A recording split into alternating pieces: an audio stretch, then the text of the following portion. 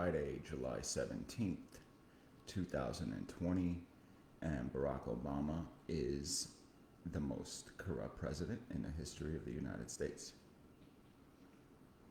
Moving right along. Want to welcome everybody back. As soon as you guys start coming in the room, let me know how the volume is.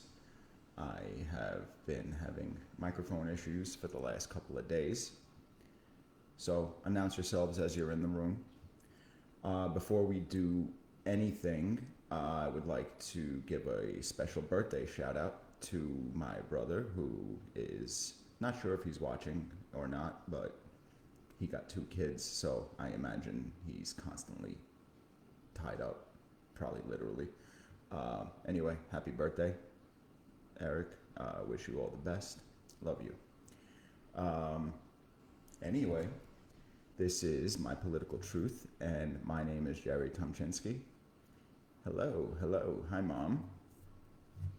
Hey, Karina, thank you for letting me know the volume is good. I appreciate that. So we got a lot to talk about today, and I really want to get right into it. So let's just do it. I don't really care how many people are in the room right now. People will be jumping in as we go. So we're going to get started. And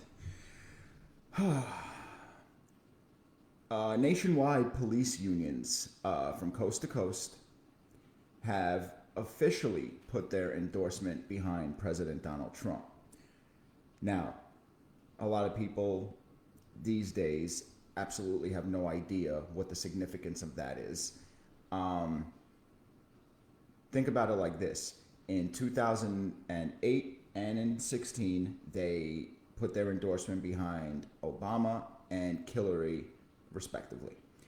And I think this is the first time in a very long time that any union the size of the policemen's, and not even that they're all a nationwide union, but the fact that they are all on the same page, and that any union backs a Republican, speaks volumes.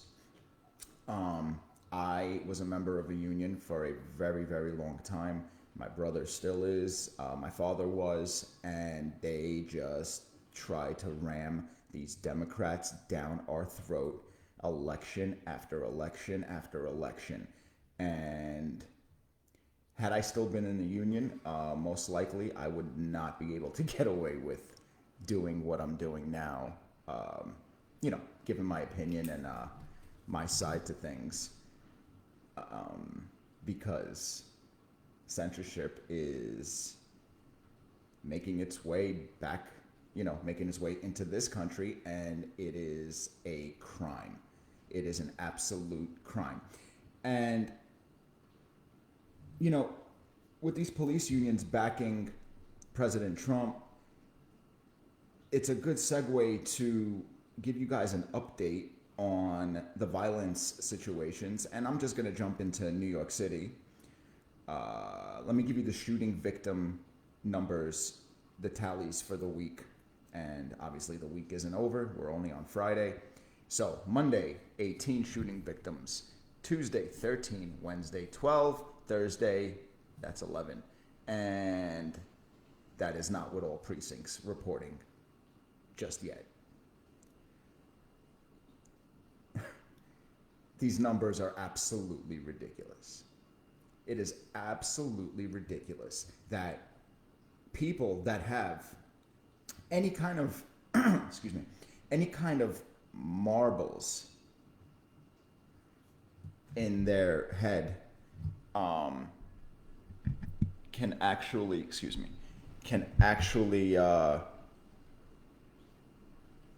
avoid these kind of numbers. Excuse me. How's the volume there? Is it better?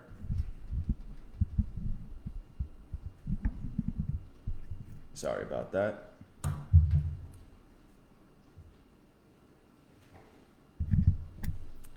I mean, that's about as loud as we can go here. Let me move the mic closer. Sorry about that. So yeah, anybody that can live in New York or Chicago or LA and still back these Democrats, I think that you're either stubborn or ignorant or just plain stupid. And I think it's the latter.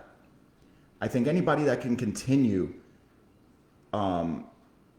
supporting these liberals, these communists, these socialists, these Marxists, and that's what they are. They're Marxists. Even if they don't know that they're Marxist, they're Marxists. Because just for the mere fact that they support Black Lives Matter, again, speaks volumes. And, you know, one more thing that the liberals, the Democrat, whatever you want to call them, call them the psychopaths. That's what we'll call them. One thing that they want and that they're starting to push for, and it's becoming evident if you go to your local mall or if you go to one of these big stores, a Walmart, a Target, whatever the case, a lot of them now are saying that they do not want to accept cash. For example, my wife went last week to Lululemon and at the mall here in Sarasota, and they, first of all, the line out the door was ridiculous because I think they were letting in like 2 people at a time or 1 person at a time, something ridiculous like that. So she waited in line for a solid 45 minutes with nobody taking the time to come outside and explain that they're not taking any cash. So she finally got up there and they said, "Oh, we don't take cash." Okay, why? Seriously, why? And the answer is coronavirus. And that is the freaking excuse for every bit of psychopathic liberal ideologies. I mean, a cashless society, in my opinion, that's a huge, huge no. Huge. FOH with that. FOH with that. Ridiculous. Why is it bad? You want me to tell you why it's bad? I'm going to tell you why it's bad. It leaves a digital footprint, aka a paper trail. And I know some of you are saying, "Oh, wait, you have something to hide? You don't want to leave a paper trail?" No, that's not the issue. The left wants this for one sole purpose: for control. That's it. They want control of every facet of life. And something as harmless as, seemingly harmless as a cashless system, they're trying to pass that off that they're doing it because of coronavirus. It's a complete lie. They want to see what we're doing, and it's impossible to control, observe, or witness transactions using cash. We use cash, again, out of convenience, and me, I'm old school. I like cash. I don't know. That's my preference. Yeah, obviously I have debit cards and credit cards and whatever the case, but I prefer cash. And that's just me. Now even more so. Sorry. Leftists they love to be able to look over every single thing you do. Not just because they want to see what you're doing, they want to be able to control you and shut down the behaviors that they seem uncontrollable or virulent or malignant or malevolent, whatever adjective you want to put in there. And remember another thing. The leftists, the liberals, the psychopaths, they do not give up. They don't. If I have to give them credit for anything, it'll be that. They don't give up. And what I mean by that, look at what happened the day after President Trump was elected. You got the image of that psychobabble liberal woman dropping down to her knees and screaming, "No!" That is the absolute poster child for these crybaby Democrats. And I mean, seriously, all these Democrats are crybabies. They're wimps. They're literally nothing. And I say this from the bottom of my heart. That's how I feel about them. Again, they are, like I said on previous broadcasts, they are always the loudest person in the room. And it's never when they're by themselves, right? They need like at least 20 people behind them, and then they could talk all their crap. They could hurl the insults. They could do this. They could do that. And it's disgusting. They are a disgusting group of people.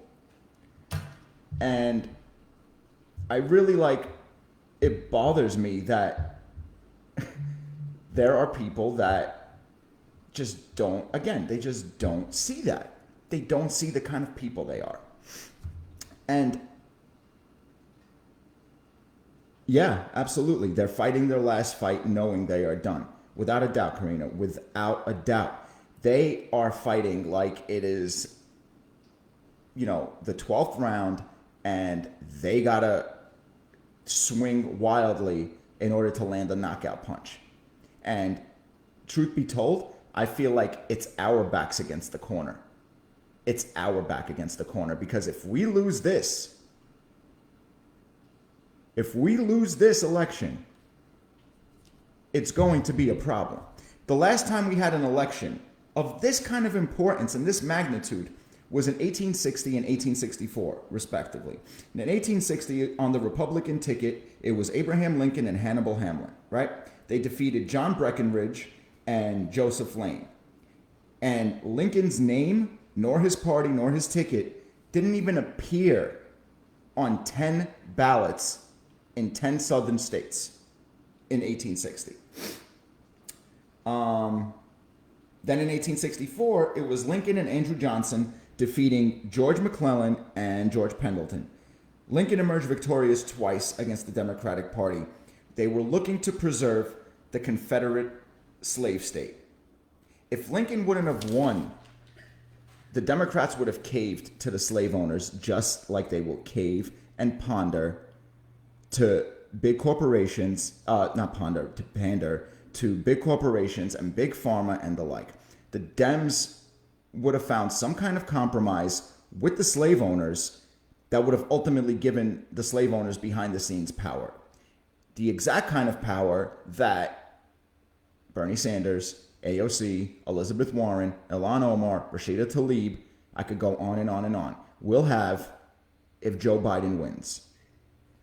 Joe Biden is nothing more than a puppet on a string. He has absolutely no idea what he's even going to say before he comes out to say it. They put something on a monitor, they pray that he can read, and they keep it pushing. And he continues to mess up constantly. And, if you don't believe what I'm saying and the kind of savages and disgusting human beings BLM and Antifa and their supporters are, let me tell you a little bit of a story. This comes directly from a Portland cop, a black Portland cop, who experienced what he called, quote, frightening racist chants from white BLM supporters. Okay? So this officer, Jakari Jackson, a member of Portland Police's rapid response team that has responded to the ongoing protests in Portland for nearly 50 days. And nobody really has been talking about Portland until lately. I don't know if you guys have seen, but Portland is doing another Chaz, Chop, autonomous zone, whatever the hell you want to call it. And Portland is getting out of control. So now this officer, Jakari Jackson, has been responding, and he just says it was downright, again, I quote, frightening. And again, I continue a quote. You have white people screaming at black officers. You have, and this is him quoting, you have the biggest nose I've ever seen, said Jakari Jackson, a 9-year department vet. You hear these things and you go, are these people, are they going to say something to this person? Meaning, are the black BLM supporters going to say anything to the white BLM supporters that are chanting racist things to the black officer? You think anything was said? Absolutely not. And, you know, he continues by saying a lot of the time someone of color, being black, Hispanic, or Asian, will come up to the fence and directly want to talk to him. And sometimes they're okay people, and sometimes they're just disgusting animals. And I would say that 8 out of 10, and that's being generous, are just completely disgusting and unacceptable. And he continues and says, then someone white would walk up and start saying, F the police or don't talk to him, meaning the white BLM supporters would be saying this to the people of color. So they're supporting the BLM, the Marxist BLM. He continues by saying, it's been very eye-opening. During the briefing, adding that he witnessed more minorities among the counterparts than within the crowds of violent protesters. Officer Jackson also said that he's been told by privileged white protesters to quit his job and that he's hurting his community more than helping it. This is what BLM is. If you don't support their BS movement, and it's not a movement, it's a racist organization equivalent to the SS back during the Nazi regime. Make no mistake about it. And the longer people like us stay quiet, the further along they're going to get. Without a doubt in my mind. And I see all of these things going on a daily basis, and they're not being held accountable. Not by anybody. Not by anybody. The liberal-led cities are taking away power from the police officers little by little. This dope, again, de Blasio, after he said what he said, I mean, he actually came out, and I'm going to say this again. I think I said it last night, but I'm going to say it again. He came out and publicly said that the New York City jails are emptier than they've ever been, and New York's never been safer. All you hear is 4 hand claps. The 4 criminals in the back of him wearing masks, clapping. You don't hear a crowd. You don't hear anything of significance. It's like 3 or 4 criminals, and they were all standing behind him. And on top of that, he's signing this thing into law, doesn't even pretend that he gives a crap about New York. Instead of having the seal of New York on his desk, he has a Black Lives Matter logo on there. How in the hell is he still in office? Explain this to me, somebody. Because you know what? I feel like I'm the one that's losing my mind. Because nobody's doing anything. The people in charge above him are not doing anything. And yeah, that means that idiot, the other idiot, Cuomo, the one going around on every channel patting himself on the back like he did something other than murder 6,000 elderly and should be held responsible for the death of 32,000 other people in New York because he didn't do what he was supposed to do. And now he's taking like a quote victory tour for what? Because the Florida numbers are completely wrong and corrupted, and he wants to go publicly talk about how he thinks New York is doing the right thing, and states like Florida and Texas and Georgia, the ones run by Republicans, coincidentally, are all doing the wrong thing right now? You kidding me? Only people as stupid as him believe that. People with common sense, I firmly believe that people with common sense don't buy his garbage. And then again, common sense has been deteriorating in this country. I mean, it should be considered a freaking superpower now.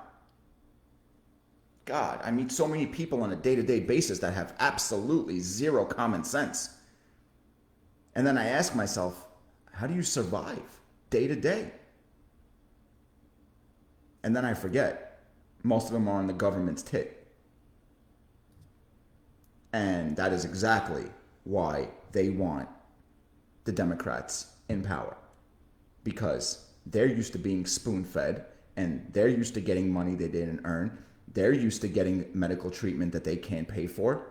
So they're good with that. They're okay with a little control as long as they're getting what they need from the government. Get out of here. And nobody, like I said, nobody does anything about any of this. For instance, take the liberal media. You know, I gave credit to Jake Tapper yesterday. I'm going to move right along and completely call out CNN, that scumbag, Jim Acosta. So yesterday, Kayleigh McEnany, the press secretary for President Trump, the genius that completely shreds these idiots on a daily basis, misspoke for literally 1.5 seconds. Talking, and by accident, she said that the science of coronavirus doesn't matter. And she didn't mean to say that. She corrected herself right after that. But what did Jim Acosta and the scumbag CNN do? They savaged her. Completely and utterly savaged her. You want to know why they did? Because again, they could get away with it. Nobody would call them out on it. Because the same people that watch CNN aren't the ones that watch Fox, One America News, Newsmax, to get more of the truth, to get more of a center-left ideology. I mean, it's mind-numbing. It's mind-boggling how they can do this, how they could get away with this. And another instance of complete and utter lies on now MSLSD. Okay? Got Bernie Sanders on the day before yesterday saying that, because now he's co-signing Joe Biden. A couple of months ago during the debates, I believe it was Sanders and AOC and Kamala Harris, they all called Biden racist. And they were spot on. He is a racist. If you guys go back and see some of the videos that I've posted or something you could look up on YouTube, my man says the N-word more times in his life than a lot of black people I know. He's just a complete disgusting racist and a panderer. That's why he's in the position he's in right now. So Bernie Sanders was on saying that Joe Biden would lower the Medicare age from 65 to 60, while the Medicare system is literally going broke. Literally going broke. He's saying that Joe Biden is going to do this if elected.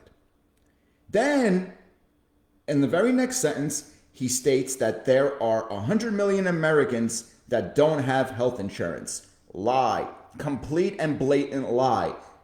He's exaggerating by about 65 to 70%. The actual number is somewhere between 35 and 45 million, which, don't get me wrong, it's still a big number, but relatively speaking, with the amount of people that we have, 340 million is our population, and 35 to 45 million don't have health insurance? Sorry, should have had a better job.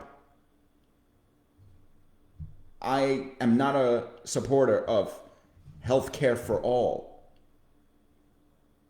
or their proposal for health care for all. Let me clear that up. If somebody comes with a decent proposal that's affordable and that won't break this country down the road, then yeah, I could back it. But I haven't heard one yet. Have any of you guys? Please feel free to comment, because I know I haven't. Anything that I've heard would cost a minimum of 35 to 40 trillion dollars. Trillion with a T over the next 10 years. Who can afford that? We can't. We're already in the hole, 23 trillion, our national debt? Thanks in large part to Obama. And I don't care what anybody says. Obama was god-awful, ruined this country. Obama was the Jimmy Carter of our generation. Without a doubt in my mind. He was the Jimmy Carter of our generation. And, you know, I'm 25 minutes in, and I don't like to do this for more than 30 minutes, but I have so much more I need to talk about. We might go a little bit over tonight. You know, I want to jump on coronavirus real quick, right? They're talking about holding kids back from school and the schools won't be open and there's going to be blended learning, meaning some days you'll go to school, some days you won't. And they are saying that the Republicans, the only reason that the Republicans want people to go back to school is for the election because they want to share, you know, because they want to show that, you know, things are going back to normal and kids are going back to school. Well, that's not the case. They always call conservatives and Republicans science deniers. Well, who's denying the science now? Tell me. The science clearly states that kids cannot or on a very limited basis can transmit coronavirus. Virtually impossible. And kids, unless there are underlying conditions, kids do not die from coronavirus. Kids hardly get sick from coronavirus, again, unless there are underlying conditions. But no, they want to hold these kids back from school in September, force parents to get help, daycare they can't afford. So that's going to force one, if you have a two-parent family and both parents work, one of the parents will probably have to quit their job to go homeschool the kids and watch the kids, because what's going to be the difference if you're paying somebody to do that or if you just quit your job to do it? You're still losing money. But they don't care about that. Just like Gavin Newsom in California doesn't give a crap. He's rolling back things even though the numbers aren't spiking in California. Just like Governor Cuomo in New York, he's rolling things back.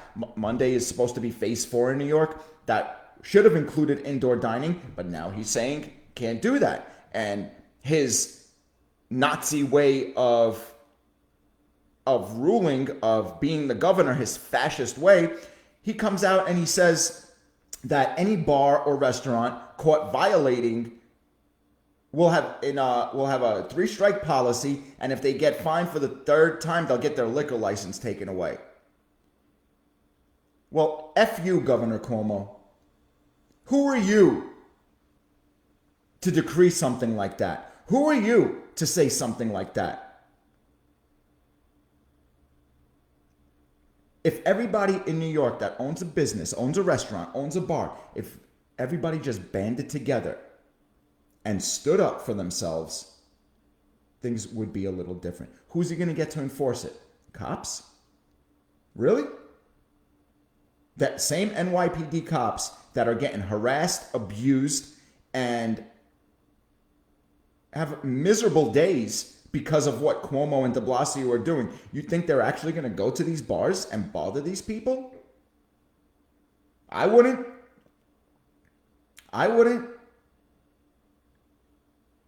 Everybody's so concerned. All these Democrats are so concerned with what coronavirus is doing. Let me ask you a question. Where's the cure for ALS? Where's the cure for cancer? Where's the cure for AIDS? Because you do realize those 3 diseases I just named are killing more people by the day that coronavirus will kill when it's over in total. So they want to come out here and act concerned? They don't care about you. They don't care about me, which is fine because I don't care about them either. But these liberal supporting idiots come out and are willing to die for these Democrats. And I guarantee you, if you send somebody out into these protests with a microphone and record them and ask them why they're protesting, 75 to 85% of these imbeciles won't even have any idea why they're even there. Most of them are there because they don't have a job and they ain't got nothing to do. And it's summertime and it's hot in New York and Chicago.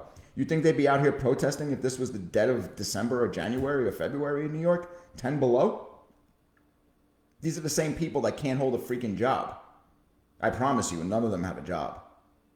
Or probably haven't had one in the last 12 to 24 months. Nothing sustainable. I mean, listen, if you ain't got jack to do, yeah, go out and protest. Animals. Just complete and utter animals. I want to go over real quick. I'm 30 minutes in. I'm going to take a few minutes doing this. Breitbart, and there are a lot of other places that have released Joe Biden's policies. Now, what I did, I took a list of just his immigration policies.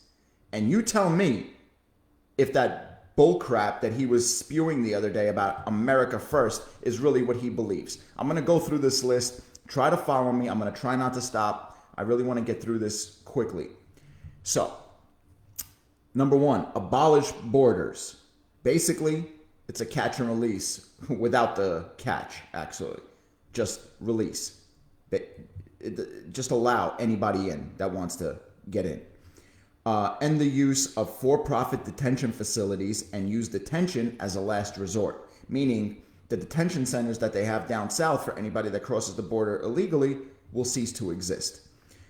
Democrats will prioritize investments in more cost-effective and community-based alternatives to detention. That means no detention. You got to read between the lines with these idiots. Then, put an end to all criminal deportations. By enacting a 100-day moratorium on deporting people that are already in America. Meaning, there are 22 million illegal immigrants in America.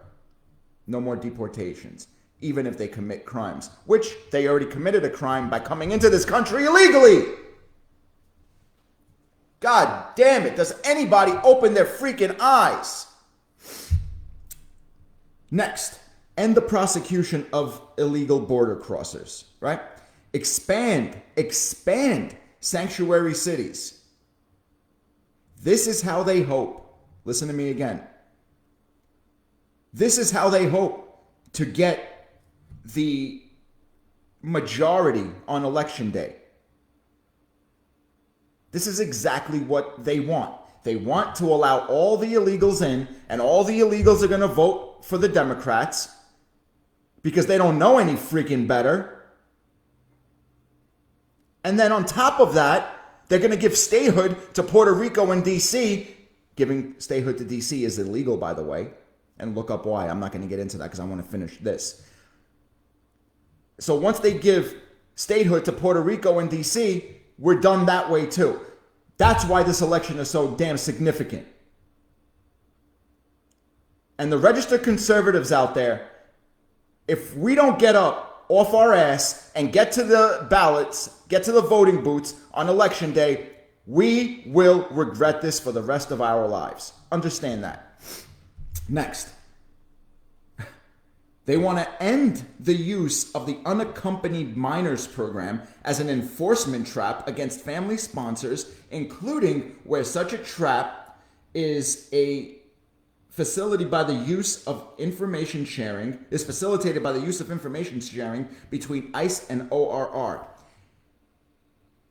Which, if you read between the lines, it makes alien child smuggling, when they reported kidnappings of children, and now that we're seeing that those same children that were kidnapped at the borders are being trafficked by Wayfair and the like, it makes alien child smuggling and human trafficking easier and more profitable because they will make it untraceable.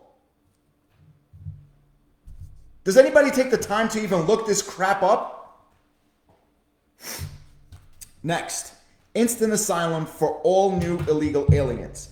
There are 22 million illegals already in this country, like I've stated before. 22 million illegals. And they want to allow all new illegal aliens in perpetuity will get instant asylum in the United States.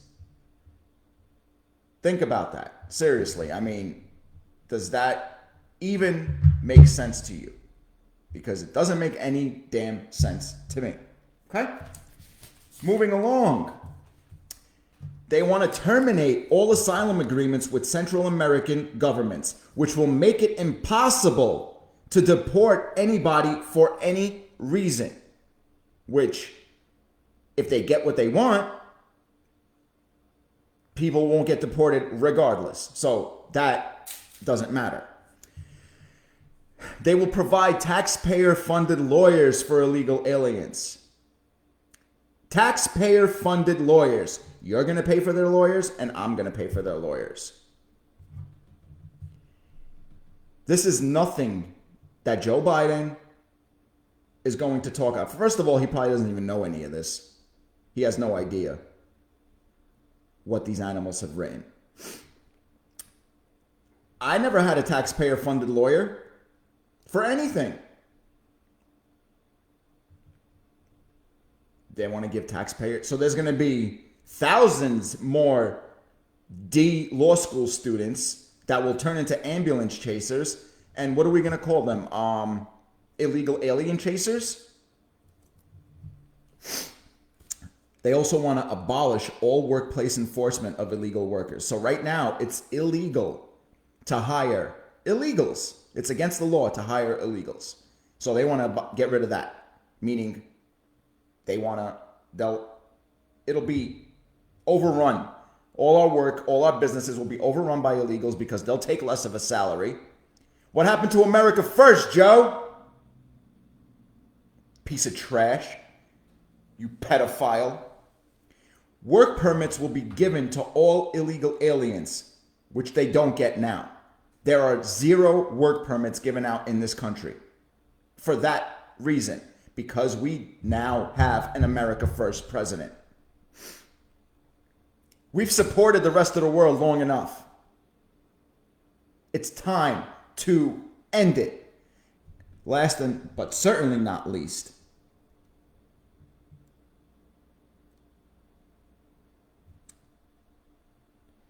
they will,